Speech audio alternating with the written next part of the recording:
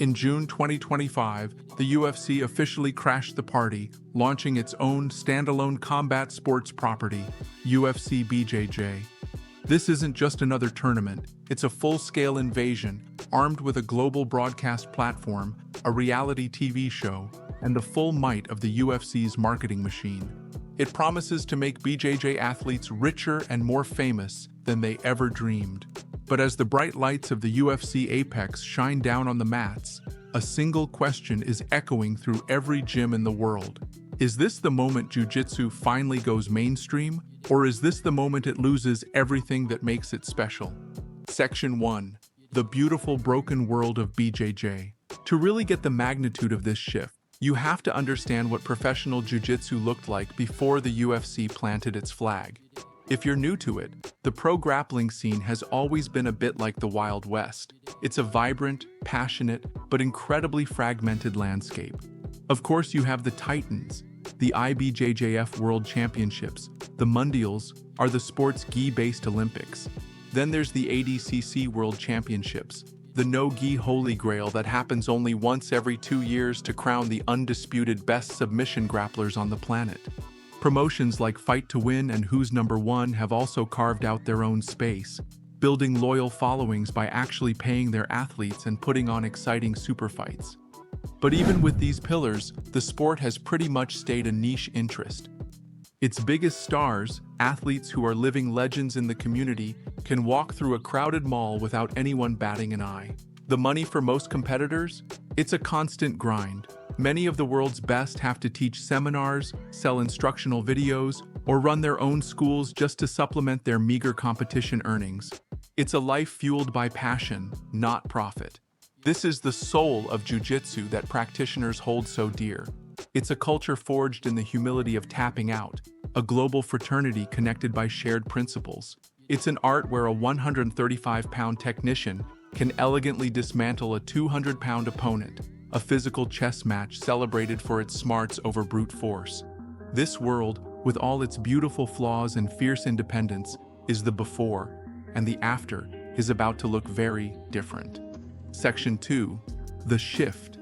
The UFC enters the arena. The UFC's entry wasn't exactly subtle. It was a calculated, strategic power play. They didn't just dip a toe in the water, they launched a tidal wave. The new promotion, UFC BJJ, debuted during the biggest week of the year, International Fight Week in Las Vegas. The events are held at the UFC Apex, a state-of-the-art facility built to make fights look spectacular. The format is tailor-made for an MMA audience. 3 5-minute rounds, scored on a 10-point must system if no one gets a submission. Everything is streamlined, packaged, and broadcast live on UFC Fight Pass, and crucially for free on platforms like YouTube, hitting millions of eyeballs instantly. But the real Trojan horse here, the secret weapon in this whole takeover, is the reality show UFC BJJ, Road to the Title. Remember how The Ultimate Fighter introduced a generation of fans to MMA personalities back in 2005? This show is designed to do the same thing, to build stars.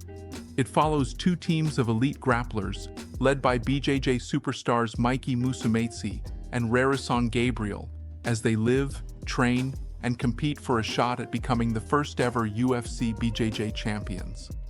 The show isn't just about the matches, it's about the backstories, the drama, and the rivalries. It's the classic UFC formula. Sell the story, not just the sport. To head up the whole operation, the UFC brought in former fighter Claudia Gadelha as the Senior Director of Jiu-Jitsu Strategy, showing they're serious and in it for the long haul. This isn't some experiment.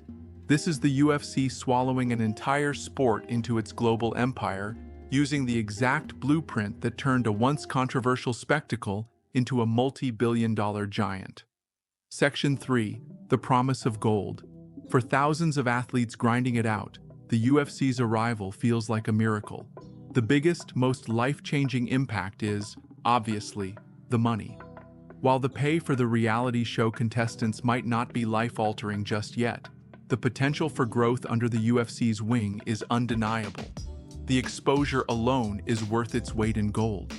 Suddenly, a BJJ specialist isn't just fighting for a small prize in front of a few thousand diehards. They're on a global stage, with UFC-level production and promotion. This kind of exposure creates stars. They secure endorsement deals, sponsorships, and achieve a level of mainstream fame that was previously unattainable. UFC featherweight contender and BJJ black belt Diego Lopes even called the move revolutionary, saying it will bring a new level of professionalism to the sport. Beyond the individual, the UFC brings structure and legitimacy to the scattered BJJ world. For the first time, there will be one powerful banner with universally recognized champions, official rankings, and clear weight classes. This gives up-and-coming athletes a clear ladder to climb. It makes the sport easier for casual fans to follow, giving them champions to cheer for and divisions to track, just like in MMA. The ripple effect could be huge. Think about it. Royce Gracie's wins in the early UFC days sparked a worldwide boom in BJJ schools. Having BJJ superstars on a UFC platform could inspire a whole new generation to step onto the mats. Mikey Musumeci, who became the inaugural UFC BJJ bantamweight champion, sees it as giving kids a clear dream to chase.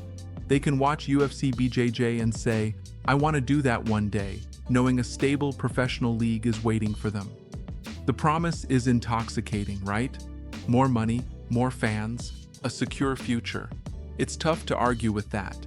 But this level of corporate muscle comes with a heavy price.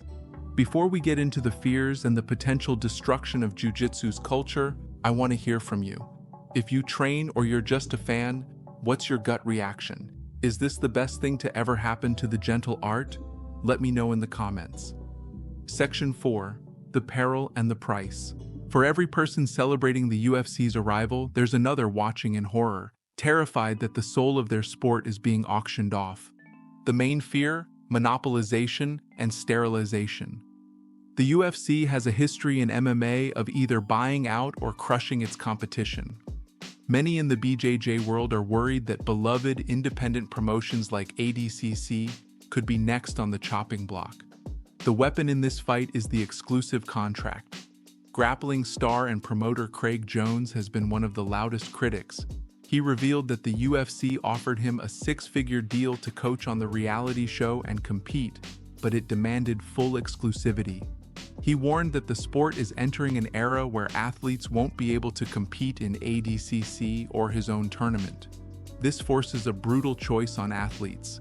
Take the UFC's money and fame, but surrender the freedom to compete in the sport's most historic and respected events.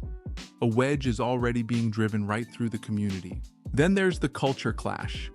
The UFC brand is loud, in your face, and built on entertainment. Jiu-Jitsu, at its heart, is the gentle art. There's a real fear that the focus will shift from technical brilliance to trash talk, from the quiet beauty of a perfect choke to manufactured drama cooked up to sell the next event. Some reviews of the road to the title show pointed out the complete lack of drama between the athletes, with one person joking that the producers were probably begging them to start an argument. How long until that changes? Even the rules and presentation are a sore spot. UFC BJJ uses a walled pit for matches, a design that some, including Craig Jones, claim was lifted from other promotions. Jones has openly accused the UFC of stealing the concept, along with his rule set and judges. While the walls are meant to create more non-stop action for TV, they fundamentally change the game, and that's the ultimate fear, that the art itself will be slowly bent and reshaped, not for the good of the practitioners, but for the entertainment of a casual audience, until it's barely recognizable. The UFC's move into Brazilian Jiu-Jitsu isn't just a business deal, it's a seismic event that will redefine the sport forever. There's no going back. On one hand, the UFC is offering a golden ticket, financial stability, mainstream recognition, and a professional structure that BJJ has never had. For the athletes who have poured their lives into the art for little reward, this is the opportunity of a lifetime. The first UFC BJJ event already crowned its inaugural champions, with stars like Mikey Musumeci and Andrew Tackett taking home the new belts and cementing their place in history. On the other hand, that golden ticket has some very fine print. It threatens the diverse ecosystem of independent promotions, risks swapping out a deep-rooted culture for commercialized entertainment, and forces athletes into an impossible choice between money and freedom. The grappling world is officially at a crossroads. Will the UFC lift jiu-jitsu up, giving it the global stage it deserves? Or will it just consume it, sanding down its unique edges to fit into a pre-packaged entertainment box? The truth is, it'll probably do a bit of both. The future of jiu-jitsu is no longer being forged in quiet dojos in Brazil or on the crowded mats of a local gym. It's now being shaped in the slick broadcast studios and corporate boardrooms of Las Vegas. For better or for worse, the gentle art is about to get a whole lot louder.